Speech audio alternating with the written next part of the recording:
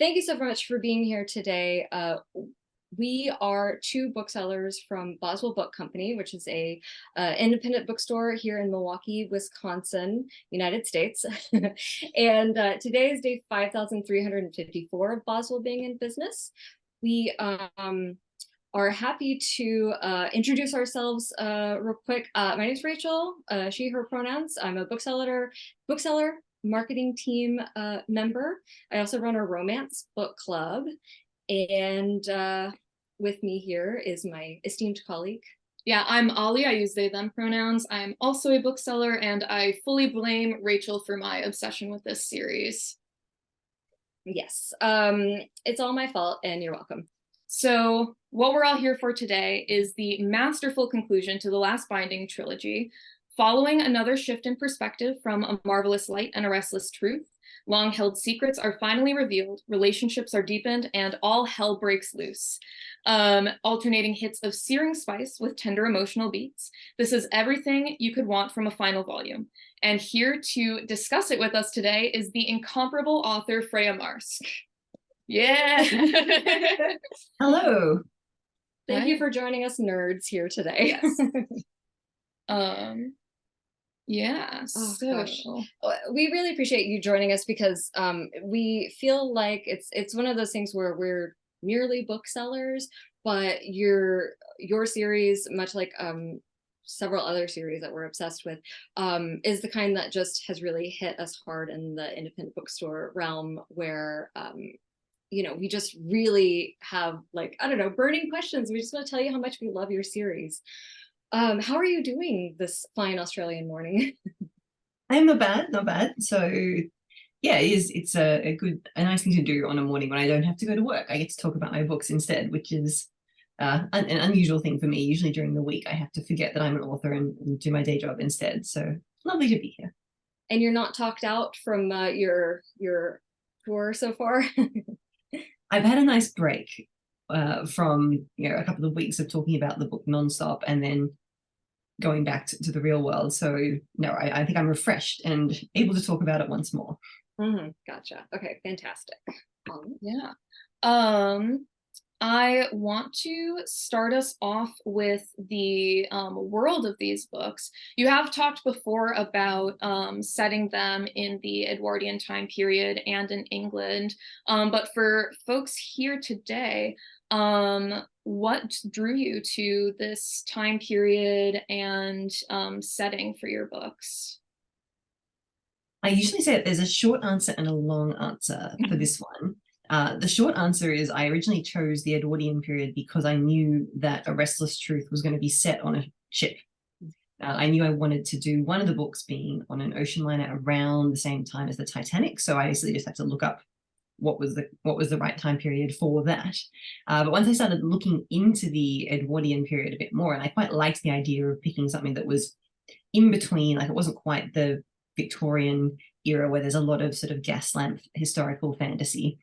And I liked the idea that it was a little bit later. There's a couple more advances, more cars, more bicycles, but also the social shift that had just started to happen before World War I became quite important. So we're sort of on the end of the big changes of the Industrial Revolution in the Victorian age, in England specifically was what I was looking at.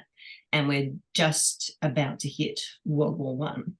But in between, there is this era of social shift and the empire of Britain and the class system within Britain starting to be tugged in different directions and questioned in a way that it hadn't before. And so when I was coming up with my themes for the series, and especially writing this third book, which has a real theme of interrogation of power and who has power and why and what do you do with it and who deserves to have power and why, looking at some of the political things that were happening in Britain around 1909 when this one is set was really interesting, and it led to me setting one of the early chapters of the book in Westminster, like at the Parliament of Britain, which I hadn't originally intended, but it was just, I couldn't resist using it as a setting because it set up the themes both of the book but also of the romance between Jack and Alan so well. Right. So it was a really fun time period to explore. Fantastic. If I may, this reminds me of a question I have specifically about your use of language in these books, and it's over all three of them. And especially I feel like in the third book, where we see the sort of ensemble that you've assembled for us in the third book. The use of language in this I find really compelling, because we're using, you put on the page words that in other contexts might be like, oh, that's ooh, we don't use those words anymore, but you use them in such a way that it's weirdly enough kind of empowering, you know, in like a reclaiming certain words or whatever, but still keeping with like the period, time period language. Was that a specific choice you made in the writing? Was that a question like during the editing phase at all? How was that for you?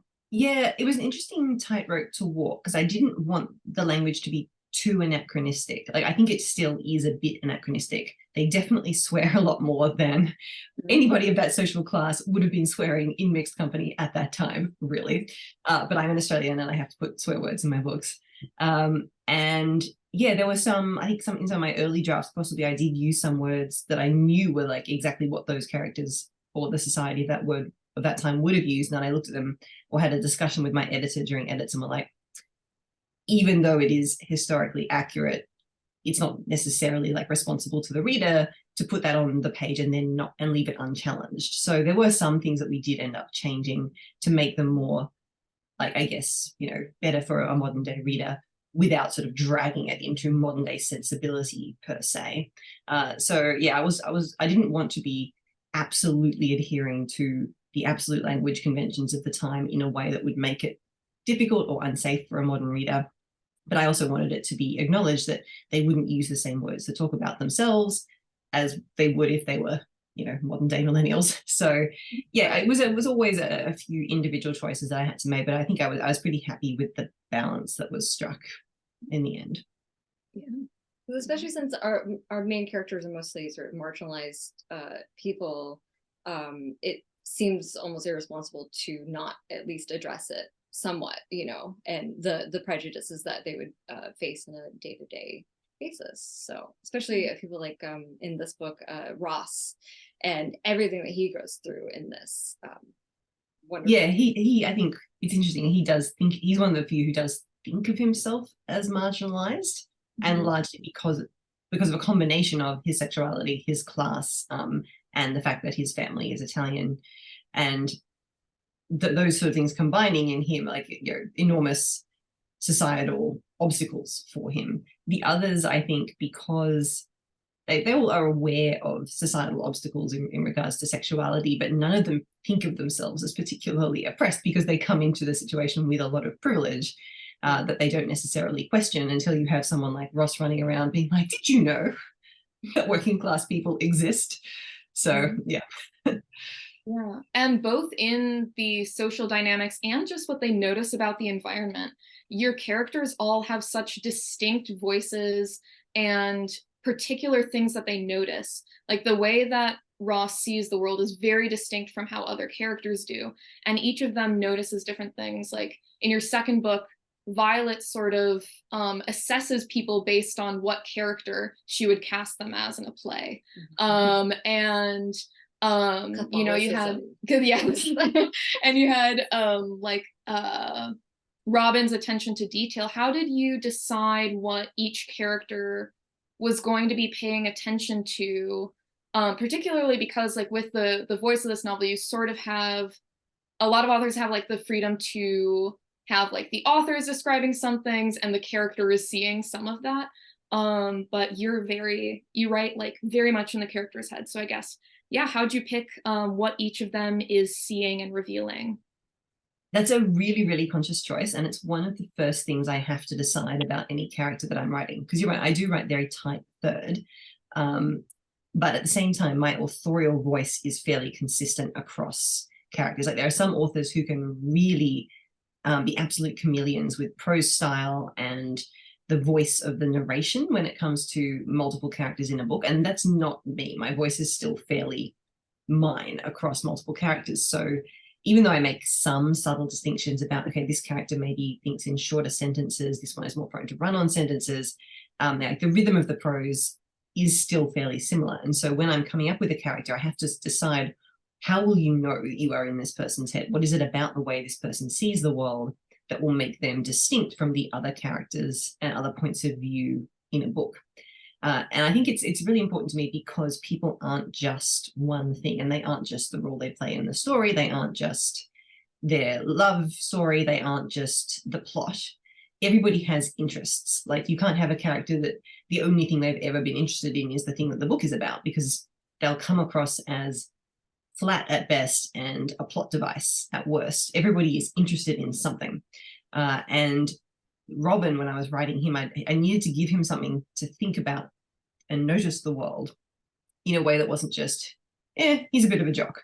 So I was like, what is something else? What is a layer of depth I can give to him that will allow him to be the kind of character that I know how to write? Because obviously Edwin is very he thinks about things. He's very analytical. He always thinks about things in terms of systems and academia and magic. I needed Robin to have a lens, and I came up with art and design.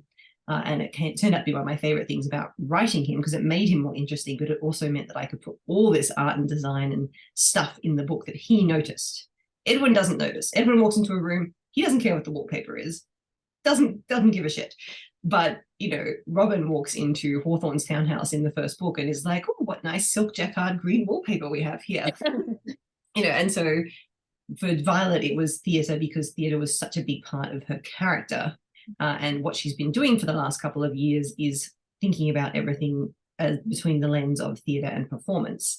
And Maud's is a little bit more subtle in terms of, like, she doesn't have one driving interest. She has a lot of interests, but she still notices things about people in a very different way to how Violet does. And so for Ross, it was very much like, he has his own interests, but everything is filtered through class, but also through writing, and just noticing differences. And of course, he's got other things going on in his narration that filter the way he describes things and sees things in the first half of the book specifically, that then shifts in the second half of the book. So I'm trying not to be too spoilery, because there's some stuff I'm doing with Ross's narration, which I don't want to give away. But yeah, it's something I do when I'm designing every character. Like the book I'm writing at the moment, I have 5 point of view characters. And I think it's going to be something that I have to go back and do a bit more deliberately in edits, is like, again, decide, what are their interests? How do they notice things? What are the senses or the filters through which they see the world? It's one of my primary and most deliberate ways of doing character in prose. I love that, because it honestly made me realize that people are like that. Like my first thing I notice usually is fashion. I have a friend who asked me about the Edwardian, because I was talking about this upcoming event, and she's asking me what music was, like, what were they playing, like what kind of music, and I was like, I don't know. So it's like a perfect example of like, that's not what I pay attention to. Do you want to do the character? Yeah. So speaking of characters, and on that same topic, first of all, can I just quickly give a shout out to our coworker, who we call Ross. Her name's Rachel Ross. And I think you'll enjoy this. The first time I was able to text her, because she was a new coworker at the time, I had to get her phone number to text her, because I said, I cannot think of you as Ross right now, because I've just read something very spicy that uses your name.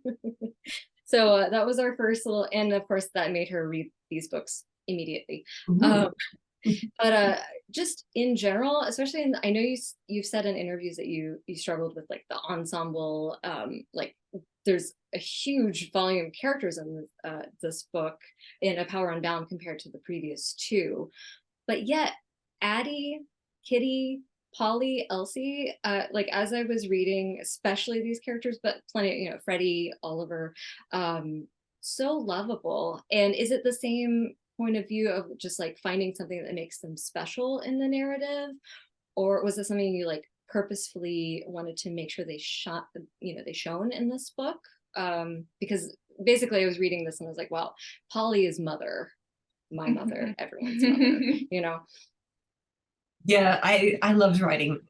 So Hawthorne's mother is a big part of this book in a way that I hadn't quite expected. Like I knew she was going to show up because we're doing Hawthorne's romance. So much of it is tied into his family history and his relationship with his family.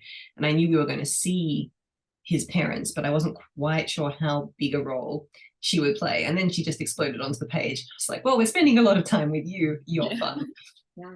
I was afraid based on what we knew of him before that she wouldn't be, I don't know, she wouldn't be as awesome as she was. So yeah, and I think like the first couple of books, let's be honest, they're full of terrible parents. Like, and I think by the time you hit the third book, you're like, great, how have the parents been terrible this time? But actually, both Hawthorne and Ross have perfectly good parents. Well, I think it's more the things that have led to Hawthorne being disconnected from his family are his own fault. Like not all his own fault, but it was driven by him. It wasn't that he has separated himself from bad parents. And obviously most of what's between Alan and his family is the secrets that he is keeping, and the responsibility that he feels for them, and that slight level of resentment about how much responsibility he has towards them. But going back to sort of the idea of these supporting characters, again, I have to make a decision. It's not necessarily how they view the world, so I'm not inside their head, but everybody who comes onto the page in their own head is the protagonist of their own story, and there is something interesting about everything. And so I always knew sort of where Addie was coming from the moment I wrote her in book one, and it was a joy to be able to put her onto the page and to give you a few more hints and let her actually speak about where she's coming from and what she wants. And again, like even though Kitty isn't a very big character, as soon as I wrote her in the first book, I knew exactly who she was and what her priorities were. And she's the kind of person who, if you tried to put her at the center of a fantasy novel, would not be having with any of that nonsense. Like she's way too sensible. Between her and Addie, they would solve every problem. And we would. Yeah, exactly. Yeah. I couldn't let Addie be so involved, or she would solve everything, but she was very useful in an ensemble book because she's a problem solver and a very sensible person. And yeah, and like just little things like bringing in Freddie Oliver and these just sort of side people. I liked. You run a bit of a risk as an author if you're already playing with a large central ensemble cast, and then you're bringing in all these other named characters and expecting the readers to care even a little bit about them. You run this risk of just overloading the reader, and like you don't, saying, okay, what purpose is this person serving? Why are they there? Are they necessary? And I think you can go too far with asking about the necessity of a character, because life is messy. Life is full of people. We all have connections on different levels. We have our core connections, then we have acquaintances, and then we have people who serve a role in one portion of our life. And I wanted there to be a little element of messiness to everybody's life, and that they have to have these connections with family members or new family, or just people who have appeared in their life, exes who show up out of nowhere at inconvenient moments, because that's what life is. And I like that slight level of just loose ends and messiness, even though you can't take it too far, or you do end up with a book that's sprawling and directionless. So I did have a lot of fun, and my main rule is every secondary character has to know that they are the point of view character in their own book, but it's just a book that I'm not writing. Exactly. Which fan fiction, hello. Yes. There you go. The fan fiction writers are more than welcome to pick up on anybody in the book and be like, what's their deal? Let's see. Yeah. I would love to read it for sure. Another character element is that each book has a character who's a magician and a character with like a unique connection to magic. So it's not spoilery because like in book 2, we sort of see like Ross isn't affected by magic in the same way that other non-magical people are. We have Maud being a medium, and Robin's ability to see the future. And in rereading the books in preparation for this event, I was trying to track Robin's visions and which ones came through when. You should have seen their chart. It was a chart. Yeah, and I'm like, a chart. Chronologically, now. Here's everything. I'll email you the chart. But when plotting the story, did you know with every vision where you wanted things to end up? And of course, like not every vision is 100% absolute, but I just find it really interesting like planting seeds of things that have to show up somehow in the third book is you know, it seems a lot more intense than just like, oh, a little bit of plot setup for this topic that'll become relevant later. It's like, no, we've seen things. There is a scene that is happening later. So yeah, how'd you navigate that? How'd you give yourself flexibility there? Well, I think the flexibility came from the fact that I did give myself a little bit of wiggle room. Like in the first book, because it's quite immediate, a lot of what Robin is seeing is happening within the same book. And so I could make sure that that matches up quite clearly. But I did give myself that little bit of like mushiness around the idea of foresight, that sometimes what you're seeing might just be what is very likely, or one version of the future. And I didn't want to go into it in great detail because it wasn't one of the driving themes of the trilogy. It was very important in book one. But when I was writing the first book, I didn't know what was going to happen on a broad scale in book two and book three. Like I always knew essentially what happens in the second half of A Power Unbound. Like the entire second half of it basically just takes place at this like giant fancy party, like the last third of it at least. And I knew that was going to happen. I knew some of the beats that had to be hit. And so I could put in a scene, put in a vision that, because it's just a visual, I had wriggle room. Like nobody's talking. There's a couple of other visions of stuff that I knew I wanted to do, but I wasn't 100% sure yet how they would tie in. And when I'm writing a book, I like to give myself stuff in the first half, but I'm not sure how I'll use it or if I will use it. Yeah. And it turned out when I'm writing a trilogy, I do it the same way. I gave myself some stuff in the form of Robin's visions. And then when I was writing book three, I could look back and be like, what have I put on the table that I can use? What is a way in which I can take this visual that I have set up and then put it in book three, either slightly changed or slightly subverted.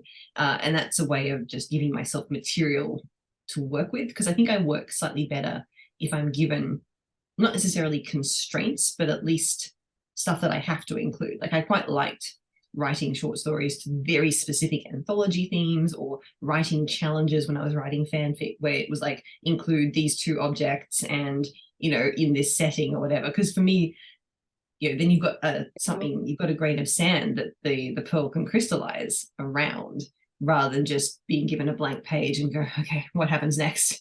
So book three especially, I had a lot of fun looking back at book one and going, okay, what characters have I referred to? Like what lines have I put in there that could be used in the third book? And so it looks all very deliberate, but a lot of it is just, I enjoy playing with the stuff that past Freya has given me. Right. I particularly enjoy it. I mean, I enjoyed the vision of, was it Maud with just a bunch of animals behind her, and then, you know, that coming to fruition, because when it first came up on the page, what is going to happen here? Like, I had no idea. And then the way it was just book so two was fun. much more of a tongue-in-cheek, like if you had somebody who could see the future, because Robin's visions kind of are almost the inciting incident for book two, like the fact that he has seen Hawthorne on a boat, and that he has then started having visions of Maud possibly also on a boat. And then he starts, like, the whole reason that Violet gets involved in book two, or one of the reasons, is because Robin has had visions of her being involved. So, you know, it's almost like a self-fulfilling prophecy there, and you find out why she would have been involved anyway later on. So that was a bit more like self-contained, like because I was writing it all at once, I could go back and forth and make sure everything was being referred to in the book. Yeah. Right. Yeah. And then like it's cool to have I renewed my love of book two as I was rereading it. Oh man, this is really fun. And one of the things I really enjoyed about it was the constraint of we've got the Book of Visions, but we don't have the source of the Book of Visions. You know, like Robin's written it all down, but now it's in Maud's hands, so it's up to interpretation. It's kind of mimicking what you're doing to yourself, which is like you're making up your own stuff and then making it up to interpretation. Yeah. It's a very fun. I would have said before that I think A Marvelous Light is my favorite, but honestly, I could not pick a favorite at this point, and I'm glad I don't have to. Yeah. Well, they're all designed to be quite different in terms of vibes. So I think sometimes you're in a mood for something that's sort of like quiet, intimate, you know, cups of tea, country houses, and That's a Marvelous Light. And sometimes you just want to giggle as cheetahs run around on a ship, and that's A Restless Truth. And I'll leave it up to people what A Power Unbound is. I think it's a different vibe again. Yeah, for sure. You did say, I read a lot of interviews in preparation for this, just so we didn't like overlap too much with things you've already said.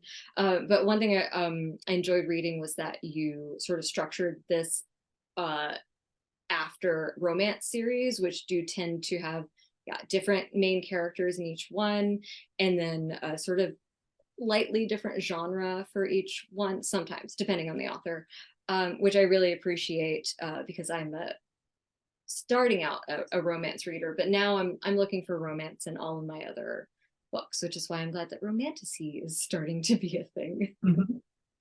Do you see these books as romantasy? I'm dithering on whether I would call them romantasy myself. I have to admit, I think everybody who says the word romantasy means something slightly different inside their head.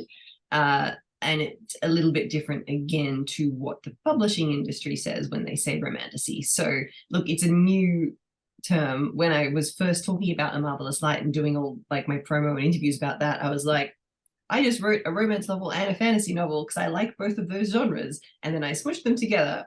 Wow, that's fun and new. Of course, it's not fun and new. Like, people have been doing that under the fantasy banner and under the romance banner for a long time. And then you could have discussions about what is a fantasy book with a strong romantic subplot and what is a romance novel within a fantasy setting. And, you know, I have been writing romantasy since I started writing books. It's just now that there is a name for it, the publishing industry knows a bit more what to do with it. So even though this trilogy is, I think it is still more a fantasy trilogy because the plots are so, like, there is still a little bit more fantasy plot than there is romance. But I really was going for a 50-50 split. And the fact that there is a different point of view character and a different romance in each one is a very historical romance thing about the series.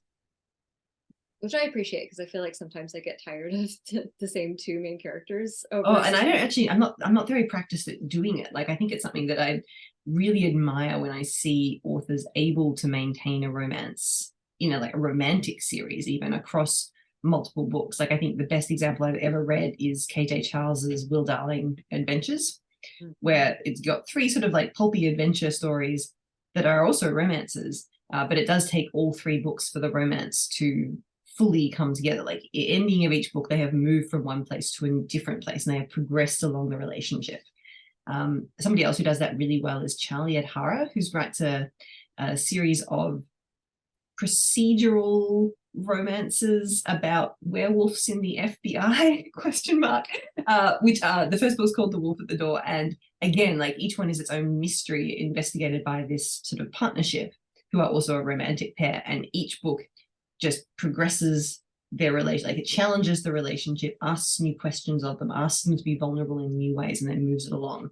And I admire it a great deal when I can see it, but you have to have a lot else going on in the book to make that happen. And I think it was important to me that at the end of each book, I had brought my couples to a point where I wasn't particularly interested in challenging them further. I'd given them enough that you could hopefully, as a reader, be confident that they could do the rest of the work themselves. Like, they were never going to be, everything's perfect now. They've had every discussion they were ever going to have, and it's just going to be, you know, sunshine and roses from here on in. Like, I think each couple, you know, Robin and Edwin are still going to have work to do. Maud and Violet probably still have quite a lot of work to do. But you can see that they like each other enough that they are prepared to do that work. And then I can just bring them into the subsequent books and show them on page, happy and working at it, which is what I really like about romance series, when you get a little bit of a glimpse of the past couples on the page. A lot of the time it's just like, oh, they just come in, oh, they've got 3 babies now, oh, they get to be smug about how good it is being married, and they disappear again. I was, especially in A Power Unbound, bringing the first 2 couples in to play much more substantial roles on page, while also juggling the fact that you need to see Jack and Alan have to have a lot of time together, only doing things together and developing their own relationship. So it was a juggling act, but I had fun. And it was done really well. I think the consensus is like, yeah, this is kind of perfect. I think if I'd gone another book and not given you a lot of Robin and Edwin, I would have had a lot of readers who just rioted, basically. Yeah. Yes, for sure. Yeah. Talking about like romance series, I also wanted to ask about your fantasy influences. So if there were particular like series or like subgenres or types of fantasy novel that really inspired you, or that you like aspired to have your books hit the same way, even if they were on different topics. Didn't tell me you were going to ask this. Oh, I'm sorry. I've never read a book in my entire life. They've all gone completely. And if I just turn around and look at my shelves, this is like 40% of my book, no, 20% of my book collection. I have a lot of shelves in my house. Yeah. I think when I was younger, I read a lot of like the really classic sort of British kids fantasy books, like the C.S. Lewis and Enid Blyton's Faraway Tree and things like that. And so a lot of, I think, what was entrenched in my head is what fantasy is fantasy that is historical, weirdly. Like it's set in Britain during a time that is not now. That's what fantasy is. And then the other half of it was, of course, like secondary worlds, sprawling, you know, dragons, adventures, prophecies, magic MacGuffins that everybody is chasing because they can give them power, which is, you know, an excuse to just have a plot to put some characters in and make them have fun. So I think I'm a product of every single kind of fantasy that I've ever read. But I do really like historical fantasy. Like I like that interplay, the decisions that have to be made, and the fact that you get a glimpse at a different historical time period and you get some magical world building as well. So I really enjoy that, especially when it's somewhere that is a little bit different. Like I really like P. Jelly Clark's series set in, essentially it's Edwardian, but like it's not Edwardian, contemporaneously with the Edwardian period in Cairo, because you get this fantastic sense of Cairo at the time, and you get the magical world building, and you get the murder mystery, and you get the sapphic romance. Like such a good series. You can have it all. Yeah, so I like that. I like a book that feels like it's ambitiously taking a bite out of 4 different genres at once, and that's probably what I'm going to keep on writing. But as I write more, like the book that I'm writing at the moment is more of a secondary world. But again, I think I'm very drawn to geographically contained stories, like the kind of fantasy novel that has a big map in the front that's like, here's the mountains, here's the bay, here's these 5 different countries, and you can just tell there's going to be some kind of voyage, or like they're going to go on a very long road trip. I open those and I'm like, must we? Like, do we have to? I'm not a map person, but give me something that is set just in one city or in one, like cities especially. I love city set fantasy, and I think that's a Discworld thing for me. Like I just love the idea of a city that is densely world built, that you can set a whole story in, because cities are so dense with stuff. So the book I'm writing at the moment, I've done a lot of world building for the world, but I'm really just setting it in one city. Like we're not leaving the city, we're just staying here. And I really, really love that. Yeah. I'm so ready to read it. Yes. Yeah, and oh my goodness, the mention of Terry Pratchett just like automatically explodes my mind, because when I started dating my partner, she made me read a bunch of Terry Pratchett novels as a way to like bring me into her personality. So it's a huge influence on our life. I have a lot of respect for that. Yeah. I read my first Terry Pratchett when I was like 10, I think, and like I think it was Hogfather, the first one that I read, and I really enjoyed it on like the level that I read it. I think I just connected so intensely with Susan Stowe-Hillett as a character, because she is sensible. Like she's the Adelaide Morrissey of that world. She's just like, I won't be having with this nonsense. If I have to pick up a sword and be a fantasy heroine, I suppose I will, but this is all very silly. Yeah. And so I loved Susan, and so that was my entry point into reading the Discworld books. And because I was reading them quite young, 70% of the jokes probably just whoosh, completely. Yeah. And you know, I've reread them all so many times now, and every time I read them I pick up on a different pop culture reference or a joke or something of world play, or even just some way of looking at class or society that I now can recognize. So I think, yeah, they're an endless source of of both inspiration and just, you can just mine them for so much. Yes, I'm so glad you said that, because I'm thinking about especially the settings that bring in bureaucracy in your books, or like any sort of government. I'm like, this is kind of making fun of bureaucratic systems Yes. in the way that Terry Pratchett pointed out the absurdity of various aspects of social organization. The humor of that really stands out to me. And I think last year for A Restless Truth, you did an event with Everina Maxwell, and it's something that I love about their books as well, is just like, yeah, you can poke a little fun at the setting, and I feel like that just comes across so well to the audience. Yeah, and I talk a lot about Connie Willis's book, To Say Nothing of the Dog, as like a big influence on this series, and the second book in particular, but also just like the whole manor house, late Victorian setting. And Connie Willis, to an extent that I sometimes find unreadably frustrating, is a master at frustrating bureaucratic nonsense getting in the way of what her characters are trying to do. And when she does it well, and I think To Say Nothing of the Dog does it really well, it's hilarious. And when like I couldn't read the I think the Blackout and the one about World War II, the Blitz ones, because there were just so many like near misses and like frustrating things, and I just got stressed. I was like, nope, too stressed, can't read that one. But I do love it when you can use speculative fiction to satirize or point out or just have fun with areas of absurdity in our world, because sometimes that is very satisfying to read about. Sometimes you just want dragons and a road trip, and that's fine too. But every society has ridiculous rules and bureaucracy, and it's quite fun to just make your characters run into it, because sometimes the barriers to what you want to do is not that there's a dangerous marsh or like a magical army between you. Sometimes it's just that you've got somebody who's having a very bad day and is going to insist that you fill out the right form 5 times. I have D&D brain, so I'm now I'm like thinking about, ooh, that'd be fun to play in D&D. There's a scene in Jupiter Ascending, which is fun with that as well, because they're like, here's this like epic space romance fantasy, and then you get sent to the space DMV when you have to find the right place to submit your form. I'm gonna have to read that one right now. Yes, yeah, I know. We're just like anytime you mention a book, I think and I think the participants will also agree, it's just like, okay, file it, okay, move that up the nightstand stack. Yeah. Did you want to? I know I have a question I would love to ask. Yeah. Kind of random.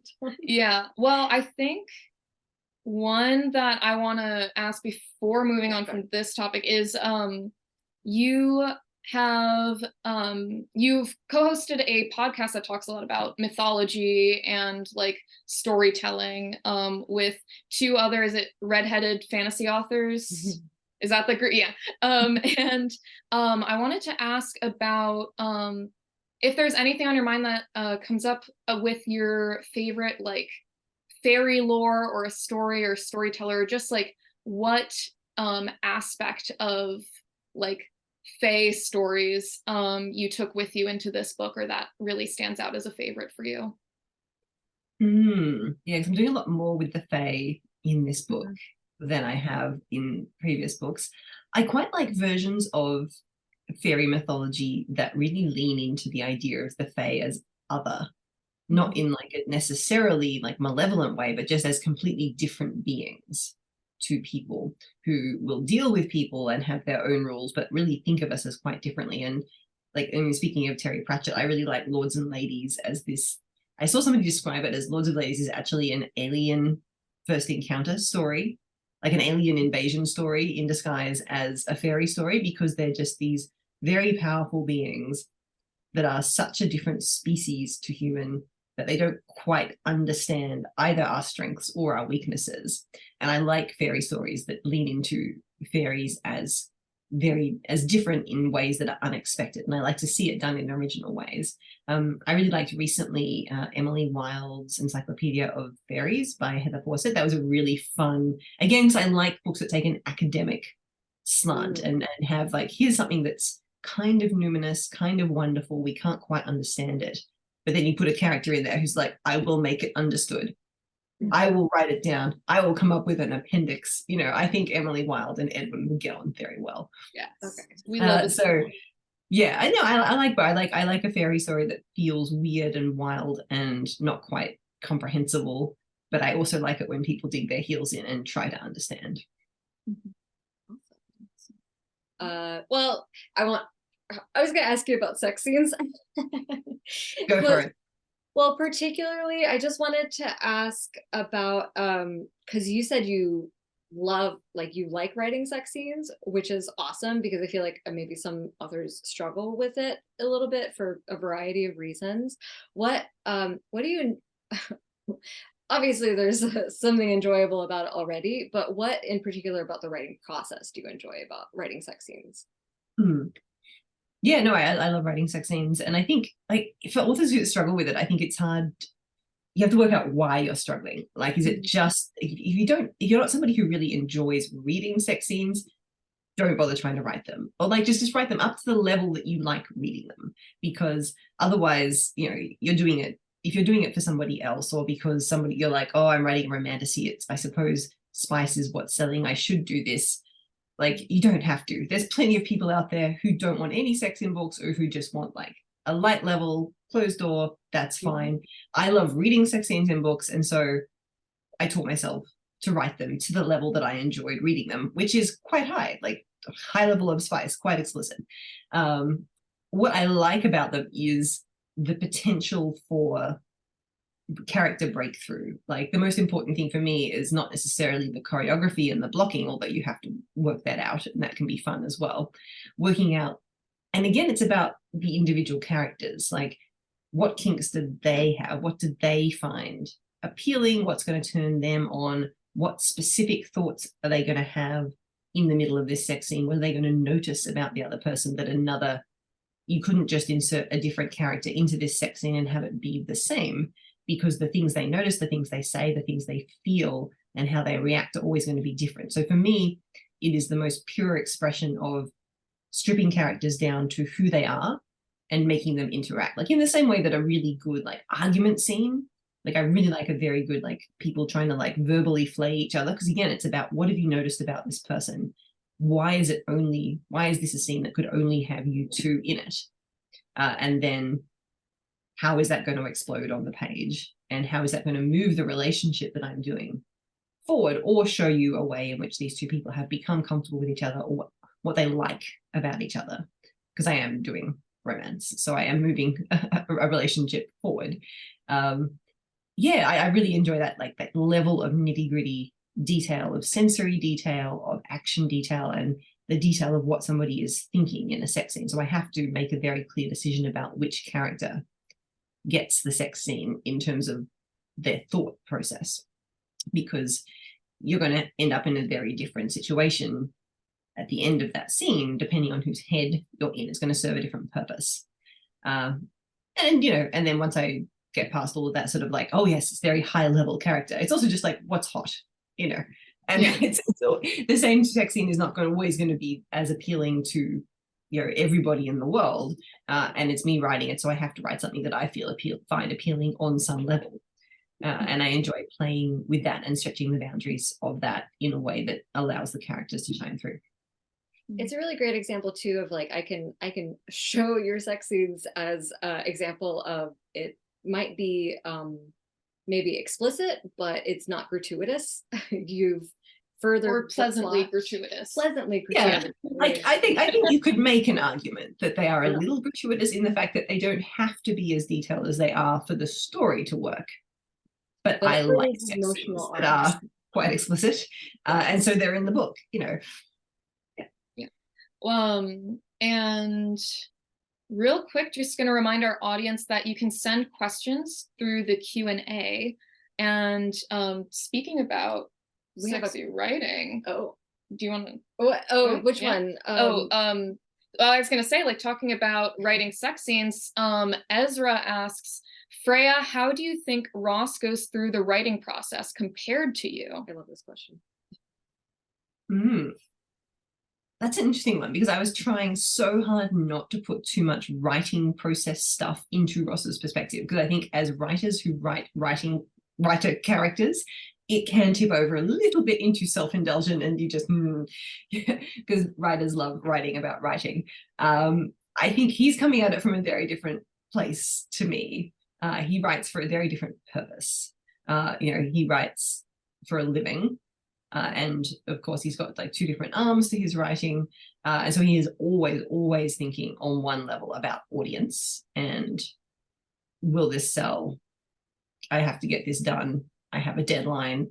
I need money, which a lot of writers are in that position. I'm luckily not supporting myself on my writing money. So I do have deadlines, and I have editors, and I have a readership now, but at least I don't have the stress of knowing that where my next meal comes from or keeping a roof over my family's head depends on me finishing this, which is good. And it's why I don't think I could do something like journalism or copywriting or whatever, like another form of writing as my day job. I think I would just get too exhausted by it. But he does it because he has no other choice.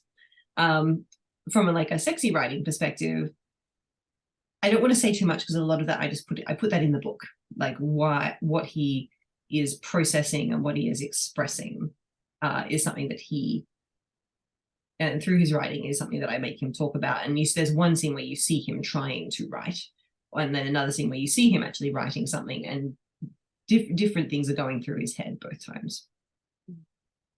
Absolutely. Yeah. Do you want to ask another one of yours, or? Well, I really like this question from Madison. She asks, how do you come up with figurative language? Is that a natural writing talent you have, or did you have to cultivate it?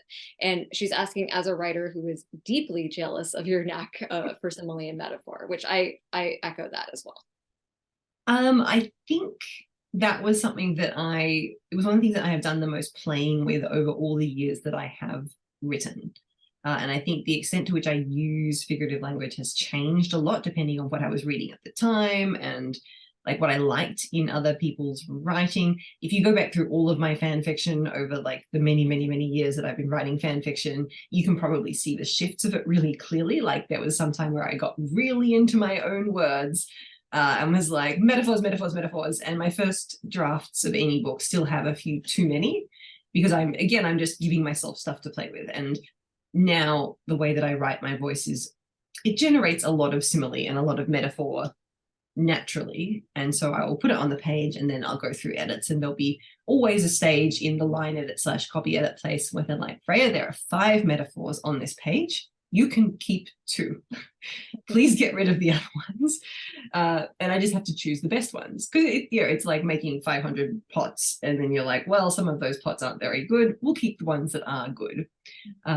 So it's something that I'm always working on, and a lot of it happens naturally now, but a lot of it does happen in the editing process as well. So you are seeing the best of the metaphors. There are probably a lot that end up on the cutting room floor that just weren't quite as good. But it's one of my favorite things. Like I like thinking about big picture, but I think fiddling with language on the sentence level is my favorite part of writing, and it's my favorite part of editing as well. And shout out to your editor, by the way. Yes. Is your editor for tour.com, is it J. Roxy Chen? Yeah, Roshi Chen. Yeah.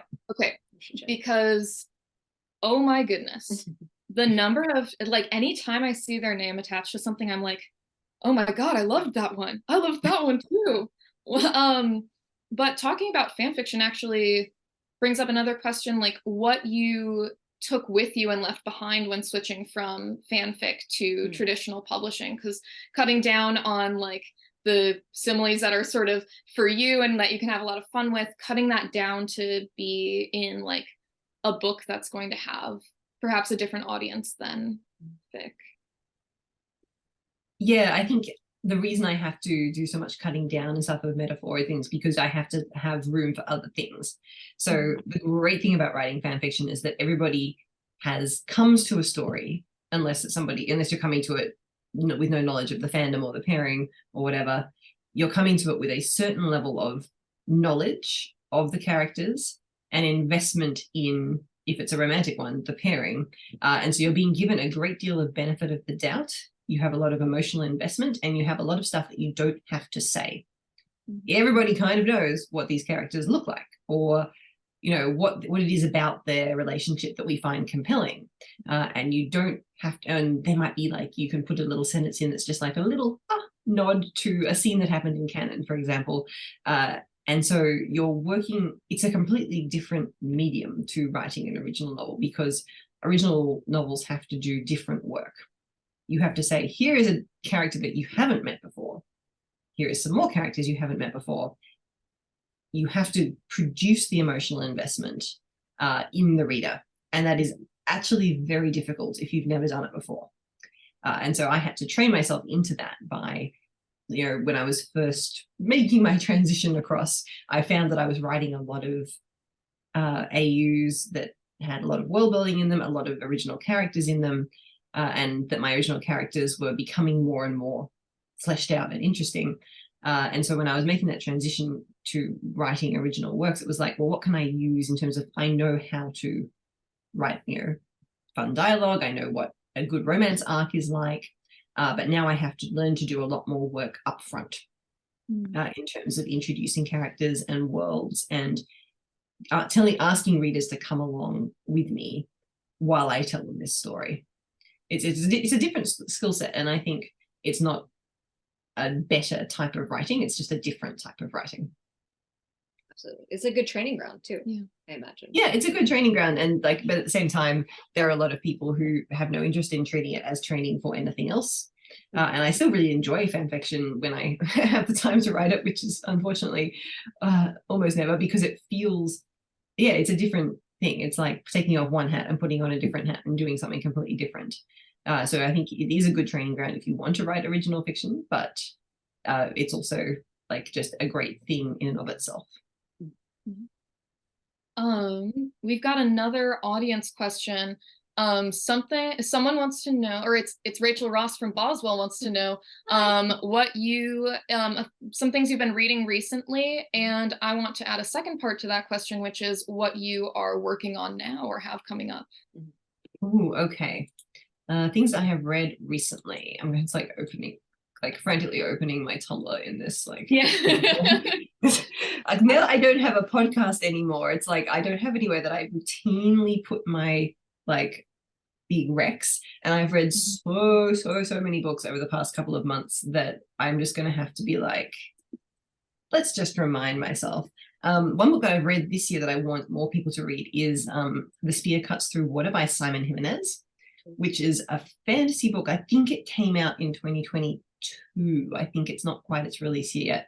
And I have a lot of trouble like explaining this to people in terms of like why they should read it, but it's just like really, it's an epic fantasy that's also really intimate, which I love. Like it's a story basically of two young men who have to escort a dying goddess across the world, but like the world building is really good. It's really queer. It's the format of it, like the framing narrative is really original. It was one of those books that I read and it really just made me sit up straight and go, I haven't read anything like this before. And I read so much that doesn't happen to me very often.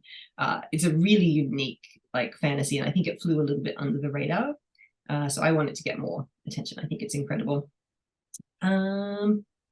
What else? Romance-wise, my favorite romances I read this year, I really like the most recent Alexis Hall, 10 Things That Never Happened, which is like very grumpy sunshine. It has fake amnesia, which I've never seen done as a trope before, but like pretending to have amnesia to get out of like a very difficult situation, and then sort of pretending that in your amnesia you think you're dating someone and you know that you're not and they know you're not.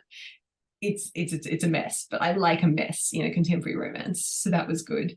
A friend of mine who's an Australian romance writer called Jodie McAllister has a trilogy out, which is unfortunately quite hard to come by in America because I don't think it has an American publisher, but it's a series set around a Bachelor-like television series. And there's 3 romances all set over the same season. And the first one is the romance between the Bachelor and the woman he sends home on the first day. But because of pandemic reasons, everybody has to stay in one place. That they basically get put into lockdown on the first night of the show. And so she has to like go and live, like all of the rejected women go and live in a little house that's like right next to the Bachelor house. The second book is a sapphic romance between two of the contestants. And the third book is a romance between the producer and the villain of the series. And that book is called Not Here to Make Friends, and it is my favorite romance I've read this year. I love, as you can tell if you've read A Power Unbound, I love asshole for asshole pairings. And this is like ruthless schemer for ruthless schemer. And everything about it was just, it made my heart sing so much. So if you at all have the opportunity to find these books in any way, I really recommend them. Any Australians can get them. Yeah, but they're so good. Amazing. And the other half of that was, what am I working on at the moment? What you're working on right now, yeah. So the book I'm working on at the moment is not the next one that's coming out. We can talk about that one at the end. But the book I'm writing at the moment is the book that will hopefully come out in 2025. It is a secondary world, standalone fantasy. As usual, I have taken a bite out of 5 genres and smushed them together. This one, and this is the one that has 5 narrators. It does have some romances in it, but it's not structured like a romance to the extent that my other books are. It is a book about a magical medical school. Because I went to medical school and I'm ready to process some trauma via fantasy fiction. So it has a lot of stuff, not necessarily to do with bureaucracy, but to do with academia and academic bureaucracy, and also about like health workforce and who pays for medical care and what inequalities exist in that, and how would that work if you were not only a medical worker but also a magician. And it's set over the course of the last week of final exams for people who are about to graduate and become healing mages. And they walk into their exam and there's a dead body, because I like opening books with a dead body. Yes. So that's what I'm writing at the moment. It's very different to anything I've written before, but I'm having a lot of fun with it, and I think it's going to be great when it's done. It's not done. Yeah. I'm also writing 2 novellas, both of which are kind of fairy tale, romantic, horror fantasy-ish. More about those as they get done. Yeah. Keep mashing up all of the genres. Yeah. Well, I've been reading a lot of horror in the last couple of years, and so I'm finally ready to start experimenting with some horror in my own writing, and I think fairy tale horror is one of my I think that's really good. So I'm starting to sprinkle some of that through. Yes. Yeah, I've also gone on a tiny bit of a horror journey. I just finished writing a recommendation for the S.A. Barnes book Ghost Station, because I think it's really funny. It was a really interesting choice to put a psychologist in a psychological horror. So anyway, yeah, horror is good. Also, for folks in the chat, I'm putting the link to A Power Unbound from Boswell again, because we got sent these incredible art prints. The one behind us is For A Power Unbound, featuring Alan and Jack on it. And our store ships to the United States. Any orders of Freya's books from our store, while supplies last, are going to include these prints, and we still have lots of sets. So it's going to be, you'll get 3 prints, one for A Marvelous Light, one for A Restless Truth, one for A Power Unbound, in those orders while supplies last. We have a bunch right now. Just wanted to throw that in there before folks start to log off. Yeah, and our eternal thanks to Caro for being such a great sport about all of us being like, can we please get this? Yes. We love this so much. Yeah, this series has been on my my rec, well, the first book has been on my rec shelf for since basically before the paperback was released, and it'll stay there forever. Yeah. Do you want to about Sword Crossed? Yeah. So you mentioned a book that is coming out next year. Would that be Sword Crossed? That is Sword Crossed, and I went and fetched my little sword necklace to remind me to talk about Sword Crossed. So speaking of me writing books ages ago that before romantasy existed, Sword Crossed is actually the first novel that I ever wrote. It is the one that I wrote before A Marvelous Light. And we couldn't sell it at the time. My agent and I shopped it around. Everyone was like, this is a great book. We don't know what it is. It's not really romance, is it? But it's not really fantasy, is it? I'm like, no. So it was sitting awaiting its time, and its time has come. It is also a secondary world. And again, it's set in a city because I like cities. The way I've always described it inside my head, the pitch has been Ellen Kushner's Swords Point meets Imagine Me and You, because it's about a non-magical fantasy world with a lot of social world building around formal dueling. But it's also about what if you fell in love with your wedding vendor when you were meant to be marrying somebody else. And so it's about a young man who was meant to be getting married to save his family fortunes, but ends up instead falling very inconveniently and awkwardly in love with the person that he hires to be his best man at his wedding, which in this world is somebody who has to sword fight for the bride if somebody comes along and tries to challenge your right to get married. And it's about corporate espionage and the wool industry and family responsibility and what you do if you think you've let everybody down or about to let everybody down. There's a lot of oldest sibling feelings in there. I still love it a lot. Obviously, is my first book, but I think it's a really fun one. It's a little lighter in tone and stakes. There's no world-ending magical prophecies. There's no the fate of magic itself, but it's very personal, and there's a lot of sex scenes in it as well. So I think everyone's going to have fun. Do you have anything else? Well, we are at 6 o'clock our time, and Freya's got to continue on with her day as well. And Freya, where can these wonderful fans and participants find you on the interwebs? This is less centralized than it used to be. I am still on the website formerly known as Twitter, and also Blue Sky, and also Instagram, all under Freya Marske, just one word.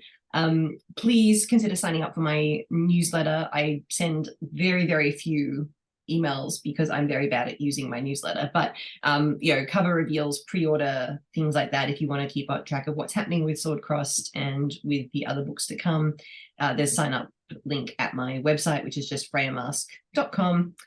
And yeah, I'm pretty contactable through all of those. Fantastic. Alrighty. Thank you so much for joining us today. It's really a culmination of our store's fervor for your book series. We're very grateful to be able to express that to you, because it's really taken over at least our little corner of the store, and we're very grateful. Well, I'm glad we could make this happen. I'm sorry I couldn't make it in person in my very weird, small, contained book tour that I did last month. So it's really good to have the opportunity to do this online. Yes, it has been so lovely. Please, everyone, we're hoping that folks who joined us today have read the first 2 books in the series, and the third one is available now in hardcover, and is also available as an incredible audiobook on Libro FM. If you want to support independent bookstores, Libro FM is the way to do it. And Rachel can attest to the quality of audio as well. Just finished it this morning. I've heard such good things about the audio of book 3 in particular. Everyone said that the narrator, and I set a very difficult task for this poor narrator with the amount of code switching of accents that he had to do, and everyone said he just knocked it out of the park. So yeah, every time he calls Ross Cesare, I'm like, oh, say it again. Yeah. Yes. So however you get your books, wherever you read your books, please support the incomparable Freya Marske and the Last Binding series. Keep an eye out for everything she has coming next. I don't know if the rest of you were as ready to shake in our seats as Rachel and I, but we are so excited for everything you do next, and so grateful that you joined us today. Yes, and we would not have a bookstore without you. Yes. Thanks very much. Thank you. Well, I would not be selling books without booksellers, so thank you very much. And thank you for everybody who came along to the event.